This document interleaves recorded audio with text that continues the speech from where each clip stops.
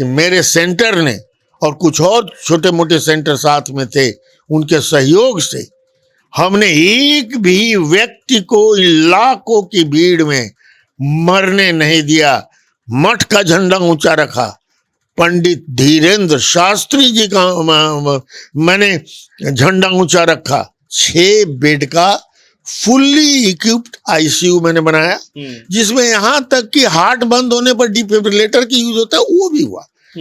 कई चैनल ने दिखाया भी। अब मैंने उसके भी हमारी व्यवस्था थी, वेंटिलेटर की व्यवस्था थी, ऑक्सीजन सिलेंडर्स तो भरे पड़े थे, और उसके अलावा हमने 15 बेड और बनाए थे, लगाए थे। लोग गिरेंगे, पड़ेंगे, ये होगा, क्या कहते हैं, पानी चढ़ाना होगा, ये होगा, इस तरह के लिए सब सोच समझकर हमने किया। साथ ही साथ छोटा एम्बुलेंस, ये छोटा ऑपरेशन थिएटर भी रखा। महंत जी भी बड़े खुश हुए। मैंने कहा कि मैं इतना ही नहीं करूंगा महंत जी, जब ये मेला खत्म हो जाएगा तो मैं देख सकता हूं अपनी दृष्टि से कि ये मेला बहुत ही सक्सेसफुल होने वाला है। उसके बाद भी इस क्षेत्र में, चूंकि मैं इस क्षेत्र का आदमी हो गया हूं, सेवा करता रहूंगा। सिर्फ आप मुझे थोड़ी जमीन दे दीजिए जहां पर मैं एक स्वास्थ्य केंद्र बनाकर अनवरत सेवा अपना जीवन पर्यंत कर सकूं, ये मेरी इच्छा है। महंत जी अपने चौकी से कूद गए, पैदल चलने लगे, और जाके जगह मुझे दिखाई महंत के ये मठ परिसर में कि अजय बाबू, ये पूरी जमीन करीब 2 बीघा जमीन, बोले कि आपकी है, आप यहाँ अस्पताल बना दीजिए। मुख्यमंत्री और उप मुख्यमंत्री, शायद उनका मौन ये था, इंस्ट्रक्शन था कि मटियाओ, जिसके चलते वहां सरकार की तरफ से कोई व्यवस्था स्वास्थ्य की नहीं होने वाली थी, ऐसी भनक मुझे लग चुकी थी।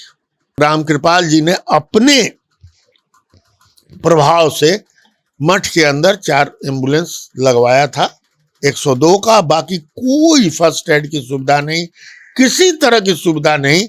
ऐसे लगता था कोई दुश्मन देश का कोई काम वहां हो रहा हो जिसको सरकार नहीं सहयोग देगी। कई महिलाएं और पुरुष हमने हॉस्पिटल्स ट्रांसफर किए। मेरे पंचमुखी में भी कुछ आए, और आपको बता दूं, निःशुल्क थी ये सेवा। मैंने 5 पैसा भी किसी से नहीं लिया। जो अस्पताल भी ले आए जिनको अपने अस्पताल में, उनसे भी 1 रुपया हमने नहीं लिया, क्योंकि वो लोग तो आस्था के भीड़ में आए थे। कोई औरत थी, उसकी बेटी तक नहीं थी साथ, एक बेटी थी साथ में, कोई था अकेले चला आया था मोटरी बांधे हुए। मठ के प्रति मेरी श्रद्धा थी, मैं इसके बारे में मैंने काफी सुना था। वैसे मठ में मैं जाता आता उतना नहीं था। मैंने कहा मठ महंत जी ने स्वीकार तो कर लिया, जब प्रभु कृपा भी है, सब कुछ है, और ये तो मैं जानता था कि भीड़ जुटने ही वाली है। और मैंने कहा दियो, वहां कोई इंतजाम चिकित्सा का नहीं हुआ, क्योंकि मैं चिकित्सक हूं तो चिकित्सा वाली ही बात करूंगा।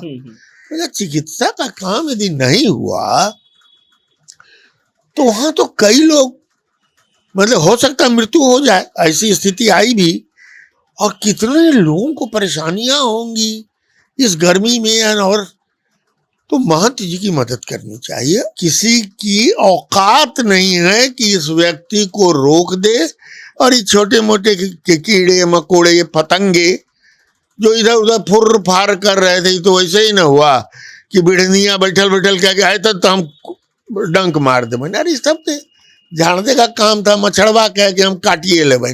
अरे झाड़ देने का था, बाबा को आने नहीं देंगे, घुसने पर ये लेंगे, भगा देंगे। कुछ लोग कुछ बदतमीजी से भी बात कर रहे थे। एक पर्टिकुलर जिसको कहते हैं राजनीतिक पार्टी के लोगों ने औरतों को भी बहुत भद्दी भद्दी बातें औरतों के बारे में कही, और एक व्यक्ति नहीं 2-2 व्यक्ति ने कही। यहाँ का शिक्षा मंत्री उल्टी सीधी बातें कर रहा था। तो इस बात का हल्ला जब खूब जोर से हो रहा था कि नौबतपुर के तरेत पाली मठ में एक दिन में 5-6 लाख लोग पहुंच रहे हैं, तब शायद किसी ने इस बात का अंदाजा नहीं लगाया होगा कि उसी तरेत पाली मठ में एक अस्पताल था, जिस अस्पताल में टेम्पोररी आईसीयू सेंटर बनाया गया था, टेम्पोररी ओटी बनाया गया था, 4-5 एम्बुलेंस रखे गए थे, दवाइयों का वितरण फ्री में हो रहा था और ये सब कुछ सरकार नहीं कर रही थी, पटना का एक आदमी कर रहा था जो विदेश से बिहार के लिए लौटा था। 5-6 लाख लोग 43-44 डिग्री टेम्परेचर में जब सांस नहीं ले पा रहे थे, तब पंचमुखी अस्पताल उनकी सेवा कर रहा था और उसके बाद हमने आपको वहां जाकर दिखाया था। लेकिन आज उसके सर्वेसर्वा डॉक्टर अजय कुमार से बात करना इसीलिए जरूरी है ताकि ये मालूम पड़े कि बाबा का गुणगान तो सब लोगों ने किया, लेकिन जो असल में जन सेवा होता है, जो कोई जनप्रतिनिधि कर सकता था लेकिन नहीं किया, वो डॉक्टर अजय कुमार के दिमाग में कैसे आया और कैसे आप इस निर्णय पर पहुंचे कि पंचमुखी वहां पे आईसीयू करेगा, ओटी करेगा, एम्बुलेंस सर्विस देगा फ्री ऑफ कॉस्ट। ऐसा है कि जब पंडित धीरेन्द्र शास्त्री के आने की बात हो रही थी तो ऑफ कोर्स सब लोग देख रहे थे, टीवी में, अखबारों में पढ़ रहे थे कि क्या होने वाला है। कुछ चंद चंगू मंगू लोग हल्ला कर रहे थे कि बाबा को आने नहीं देंगे, घुसने पर ये लेंगे, भगा देंगे। कुछ लोग कुछ बदतमीजी से भी बात कर रहे थे। एक पर्टिकुलर जिसको कहते हैं राजनीतिक पार्टी के लोगों ने औरतों को भी बहुत भद्दी भद्दी बातें औरतों के बारे में कही, और एक व्यक्ति नहीं, दो व्यक्ति ने कही। यहाँ का शिक्षा मंत्री उल्टी सीधी बातें कर रहा था, तो मुझे अजीब लगा। मैं जानता था क्योंकि ये जो पंडित धीरेन्द्र शास्त्री हैं, उनके जो गुरु हैं, जगत पद्म विभूषण जगत गुरु रामभद्राचार्य जी, जिनका नाम आपने सुना होगा, जिनके दोनों नेत्र नहीं हैं फिर भी इतने बड़े महान महात्मा हैं, उनसे मेरे बहुत ही, उनका एक तरह से मैं शिष्य हूँ। मेरे घर में आए हुए हैं, वो मुझे आशीर्वाद दिया है, जरूरत पड़ी तो मुझसे ऑपरेशन भी कराया और उसका आशीर्वाद मिला। तो मुझे ये नहीं था कि आचार्य धीरे, और इनके बारे में भी मैं सारी बात जानता था। मुझे यह लगा कि व्यक्ति आएगा तो जरूर, किसी की औकात नहीं है कि इस व्यक्ति को रोक दे। और ये छोटे मोटे कीड़े मकोड़े, ये पतंगे जो इधर उधर फुर फार कर रहे थे, तो वैसे ही ना हुआ कि बिढ़निया बैठल बैठल कह के आए तो हम डंक मार दे। मैंने अरे सब झाड़ने का काम था, मछड़वा कह के हम काटिए ले बहन, अरे झाड़ देने का था। तो मैंने कहा यार आ तो जाएंगे। और सरकार की जो मैंने उपेक्षा देखी, जिस तरह से सरकार की तरफ से किसी तरह का पहल नहीं, यहाँ तक कि गांधी मैदान में आने में कार्यक्रम करने से रोका गया, वही मेरा माथा खटका। मैंने कहा कि भाई सरकार ने गांधी मैदान रोक दिया, हालांकि ब्लेसिंग इन डिसगाइज एक होता है, बड़ा अच्छा हुआ। यदि गांधी मैदान में वो आते और वहाँ होता, एक तो भीड़ अंटती नहीं, अंटती भी तो वहाँ इतनी समस्या होती चारों ओर से। जैसे मोदी जी आए थे 2009 के अक्टूबर में और 2008 के अक्टूबर में शायद था, ठीक इलेक्शन के पहले, नहीं सॉरी 13 के अक्टूबर में जो आए थे, और उसी गांधी मैदान में जो उनका फंक्शन हुआ था, उनका भी वैसे ही उन्माद था और लोगों ने बम लगा दिया, ये कर दिया, बंद कर, क्योंकि चारों ओर से घिरा हुआ है। तो एक ब्लेसिंग डिसगाइज हुआ कि अच्छा हुआ जो उतरे पाली मठ में चले गए।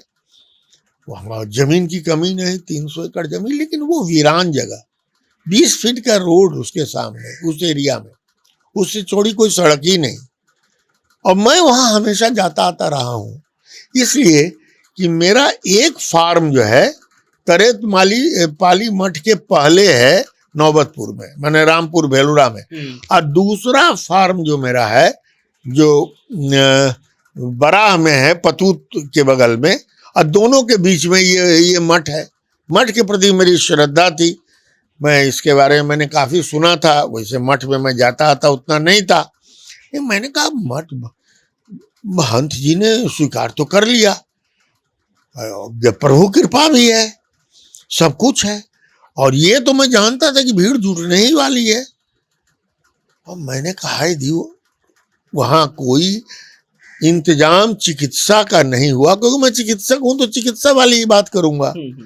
चिकित्सा का काम यदि नहीं हुआ तो वहां तो कई लोग, मतलब हो सकता है मृत्यु हो जाए, ऐसी स्थिति आई भी, और कितने लोगों को परेशानियां होंगी इस गर्मी में। और तो महंत जी की मदद करनी चाहिए, और जिसमें मेरी भी मदद होगी कि मैं कुछ कर सकूं, क्योंकि मुझे अपना अनुभव है इस तरह के स्वास्थ्य मेला लगाने का या स्वास्थ्य केंद्र चलाने का।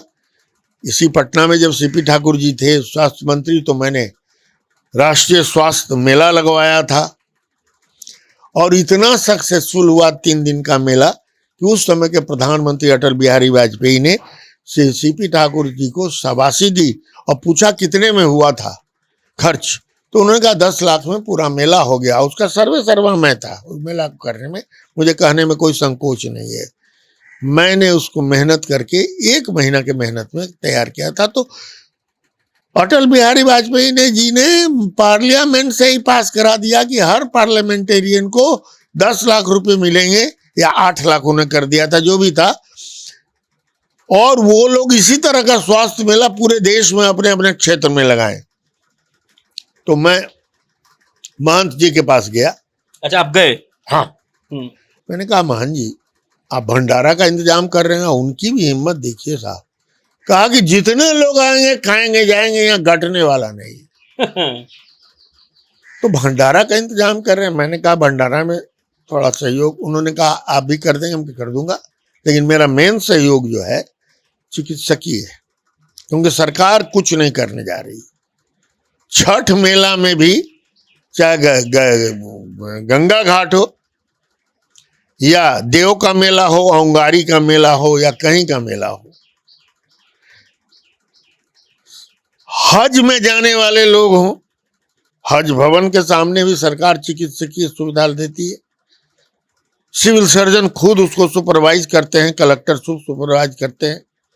और मैंने देखा कि ऐसे कोई लोग इसमें ये नहीं थे इंटरेस्टेड, इसलिए नहीं थे कि ऊपर का जो भाई जी है, मंत्री, मुख्यमंत्री और उप मुख्यमंत्री, शायद उनका मौन ये था, इंस्ट्रक्शन था कि मटियाओ, जिसके चलते वहां सरकार की तरफ से कोई व्यवस्था स्वास्थ्य की नहीं होने वाली थी, ऐसी भनक मुझे लग चुकी थी।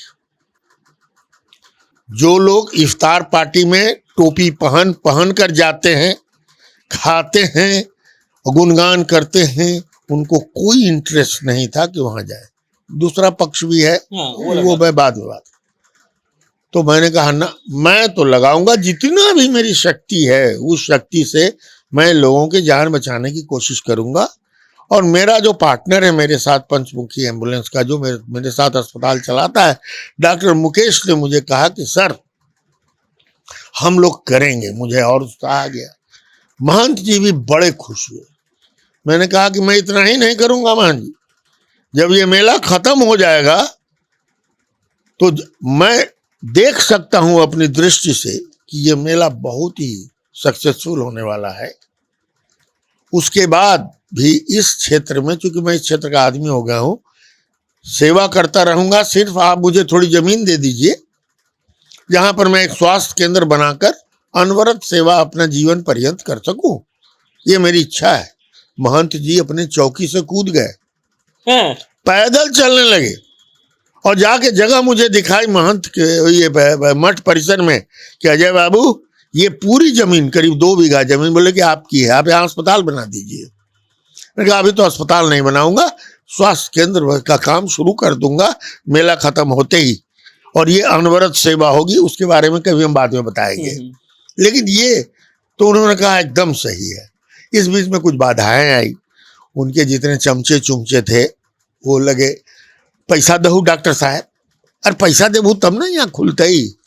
मैंने भी प्रण ले लिया कि देखो, अब बाका है कि बहुत लोगों ने पैसा दे देकर छोटे छोटे वहाँ गुमटी लगा लिए थे, अपने प्रचार के लिए लगाने वाले थे। जैसा मुझे मालूम हुआ ये छोटा अस्पताल, वो छोटा अस्पताल, फिर भी सरकार का कोई प्रबंध नहीं था। सरकार की तरफ से सिर्फ 102 एम्बुलेंस वहाँ रामकृपाल जी ने अपने प्रभाव से मठ के अंदर 4 एम्बुलेंस लगवाया था, 102 का, बाकी कोई फर्स्ट एड की सुविधा नहीं, किसी तरह की सुविधा नहीं। ऐसे लगता था कोई दुश्मन देश का कोई काम वहां हो रहा हो जिसको सरकार नहीं सहयोग देगी। अरे भाई, रेड क्रॉस का मैं आदमी हूँ, रेड क्रॉस का ये है प्रिंसिपल है, चाहे दुश्मन हो देश हो या कहीं भी हो, कम से कम वहां स्वास्थ्य की सेवा देनी चाहिए। दुश्मन का मरीज को उठा करके रेड क्रॉस लाता है, और यहाँ की सरकार ने, और ये पलटू राम जी जिनका नाम पलटू कुमार है, पता नहीं किस हालत में, आजकल चेहरा भी वैसी करिया लगता है, मुंह बनाए हुए, क्योंकि जो उनके दिमाग में और दिल में वो कर नहीं पा रहे। उन्होंने किस परिस्थिति में वहां नहीं स्वास्थ्य की व्यवस्था की, जहां 4 लाख 5 लाख रोज लोग आ रहे हैं, ये विषय मैं बाद में बात करूंगा। अब आखिरी सवाल। अब मैंने वहां शुरू किया, हाँ। और बड़े अच्छे जगह पर हमको मिल गया वो जगह जिसके आपने दिखा सबसे बड़ा अस्पताल आप ही का वहां था। हाँ, और बड़ी अच्छी जगह मिल गया। मेरे पास 6 बेड का फुल्ली इक्विप्ड आईसीयू मैंने बनाया, जिसमें यहां तक कि हार्ट बंद होने पर डिफिब्रिलेटर की यूज होता है, वो भी हुआ। कई चैनल ने दिखाया भी। अब मैंने उसका भी हमारी व्यवस्था थी, वेंटिलेटर की व्यवस्था थी, ऑक्सीजन सिलेंडर्स तो भरे पड़े थे, और उसके अलावा हमने 15 बेड और बनाए थे, लगाए थे। लोग गिरेंगे पड़ेंगे, ये होगा, क्या कहते हैं, पानी चढ़ाना होगा, ये होगा, इस तरह के लिए सब सोच समझकर हमने किया। साथ ही साथ छोटा एम्बुलेंस, ये छोटा ऑपरेशन थिएटर भी रखा, और 4 एम्बुलेंस, 2 लाइफ सेविंग सपोर्ट के साथ, 2 अलग। मुझे बड़ी खुशी हुई उन 5 दिनों में, जिस तरह के तकलीफें लोगों को हुई, उसमें मैं कुछ सहयोग कर सका उनके तकलीफों को दूर करने में। यहाँ तक कि एक महिला का तो हार्ट ही रुक रहा था, किसी तरह से उसको सपोर्ट करके एम्बुलेंस में डाल के हम लोगों ने हॉस्पिटल भेजा, वो बच गई। कई महिलाएं और पुरुष हमने हॉस्पिटल्स ट्रांसफर किए, मेरे पंचमुखी में भी कुछ आए, और आपको बता दूं निःशुल्क थी ये सेवा। मैंने 5 पैसा भी किसी से नहीं लिया। जो अस्पताल भी ले आए जिनको अपने अस्पताल में, उनसे भी 1 रुपया हमने नहीं लिया, क्योंकि वो लोग तो आस्था के भीड़ में आए थे। कोई औरत थी, उसकी बेटी तक नहीं थी साथ, एक बेटी थी साथ में, कोई था अकेले चला आया था मोटरी बांधे हुए। ऐसे लोगों की सेवा करने में इतना मजा आया उस भगदड़ में। दूसरे दिन, जिस दिन स्वामी जी ने बंद किया था ये, उस दिन तो ऐसी भगदड़ मची कि करकट का जो वो बना हुआ था ये, उसको लोग फाड़ने लगे, तो किसी का यहाँ कटा, किसी का वहां कटा, और सारी चीज हुई। और यहाँ तक मुझे दुख है कि यहाँ कुछ नेता यहाँ बैठे हुए कह रहे थे, अरे कुछ मरता ही हो देख लियो तब इन लोग को बुझाएगा। लेकिन मुझे खुशी है कि मेरे सेंटर ने, और कुछ और छोटे मोटे सेंटर साथ में थे, उनके सहयोग से हमने एक भी व्यक्ति को लाखों की भीड़ में मरने नहीं दिया। मठ का झंडा ऊंचा रखा। पंडित धीरेन्द्र शास्त्री जी का मैंने झंडा ऊंचा रखा, और आपको ये जान के भी खुशी होगी, आश्चर्य होगा, मैं 5 दिन गया ही नहीं वहां। मैं वीडियो पर ही अपना पूरा कंट्रोल सिस्टम स्थापित किया हुआ था, अपने पंचमुखी जो पहले पाम व्यू अस्पताल था उसमें, और उसी से हम गए। एक यहां से कंट्रोल करते थे। मेरे 25 वॉलेंटियर वहां पर हमेशा थे, और कार्यकर्ता, जिनका भोजन भी दोनों शाम का नाश्ता मेरे अस्पताल से बन के जाता था। मैंने वहां किसी का कोई भोजन भी नहीं लिया। यहाँ तक कि महिलाओं के लिए सैनिटरी नैपकिन डिस्पेंसर भी मैंने लगा दिया, जो निःशुल्क था। 2 रुपया डालने पर उससे निकलता, 2 रुपया भी हम 2000 रखे हुए थे रुपया का, दूध का, वो डालती थी और निकालती थी। सारी सुविधाएं मैंने दी। मुझे बहुत ही सुख हुआ जब आचार्य धीरेन्द्र शास्त्री जी अंतिम जो परिक्रमा करके अपने इससे जब गए और एयरपोर्ट पर चढ़ गए हवाई जहाज पर, तो अति सुख हुआ कि मैंने जन सेवा की है। और उस जन सेवा से का भगवान की कृपा हमारे ऊपर होगी।